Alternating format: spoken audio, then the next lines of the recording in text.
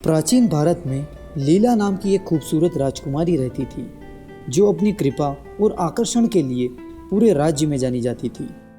उनका पालन पोषण सनातन धर्म में हुआ था और छोटी उम्र से ही उन्हें प्रेम, कर्तव्य और भक्ति के मूल्यों की शिक्षा दी गई थी। एक दिन लीला एक धार्मिक उत्सव में भाग ले रही थी। तभी उसकी मुलाकात परीक्षित नाम के एक सुंदर युवा राजकुमार से हुई। परीक्षित का पालन पोषण भी सनातन धर्म में हुआ था और वह अपनी बहादुरी और बुद्धिमत्ता के लिए जाने जाते थे। जैसे ही उन्होंने आपस में बातचीत की, तब लीला और परीक्षित को एहसास हुआ कि उनके बीच एक गहरा, अनकहा, अनदेखा संबंध है, जिसके कारण वे दिन ब दिन एक दूसरे को समझते हुए एक दूसरे के और करीब आने लगे। देखते ही देखते वे एक दूसरे के प्यार में पड़ने लगे। उन्होंने बगीचों में घूमकर वेदों और उपनिषदों की शिक्षाओं पर चर्चा करने में घंटों बिताए। हालांकि उनकी खुशी अल्पकालीन थी, क्योंकि उनके परिवार उनके मिलन के पक्ष में नहीं थे। उनका मानना था कि एक राजकुमारी के रूप में लीला को अपने राजनीतिक गठजोड़ को मजबूत करने के लिए पड़ोसी राज्य के एक राजकुमार से शादी करनी चाहिए। अपने परिवारों की आपत्तियों के बावजूद लीला और परीक्षित एक दूसरे के लिए अपने प्यार में दृढ़ रहे। वे जानते थे कि उनका बंधन किसी भी राजनीतिक विचार या राजनीतिक संबंध से अधिक महत्वपूर्ण था और वे एक साथ रहने के लिए दृढ़ संकल्पित थे। अपनी प्रतिबद्धता को साबित करने के लिए लीला और परीक्षित ने पवित्र शहर वाराणसी के तीर्थ यात्रा पर जाने का फैसला किया। उनका मानना था कि पवित्र शहर उन्हें उनके मार्ग में आने वाली बाधाओं को दूर करने के लिए आवश्यक मार्गदर्शन और आशीर्वाद प्रदान करेगा। जब वे ग्रामीण इलाकों से गुजरे, तब लीला और परीक्षित को कई चुनौतियों और बाधाओं का सामना करना पड़ा। उन्होंने डाकुओं, जंगली जानवरों और विश्वासघाती इलाकों का सामना किया, लेकिन वे एक दूसरे के प्रति अपनी आस्था और भक्ति में मजबूत जुड़े रहे। जब वे अंततः वाराणसी पहुँचे, तब उन्होंने घाटों पर प्रार्थना की और वहां रहने वाले बुद्धिमान संतों और विद्वानों से मार्गदर्शन मांगा। वाराणसी के घाट पर लीला को एक महान संत मिले। लीला ने अपनी समस्या उन संत के सामने रखी। लीला की समस्या को सुनकर संत ने लीला और परीक्षित को सनातन संस्कृति के समस्त वेद शास्त्रों के ज्ञान को समाहित करते हुए एक दूसरे को पूर्ण रूप से समझने का मार्गदर्शन दिया।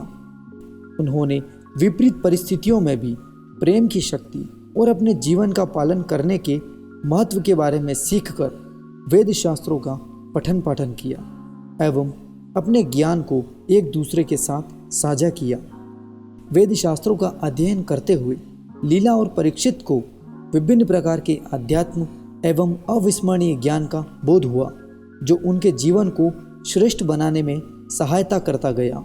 इसी के साथ लीला को वेदों के अंदर वर्ण व्यवस्था के बारे में गूढ़ रहस्य और ज्ञान प्राप्त हुआ। वर्ण व्यवस्था के अनुसार लीला ने परीक्षित को अपने ही समान विभिन्न प्रकार के वेद शास्त्रों के पठन पाठन करने हेतु प्रेरित किया। लीला और परीक्षित एक नए दृढ़ संकल्प के साथ अपने राज्य लौट आए और अपने परिवारों के समक्ष एक दूसरे के लिए अपने प्यार की घोषणा की। इस घोषणा को सुनकर लीला के परिवार को बहुत अचंभा हुआ।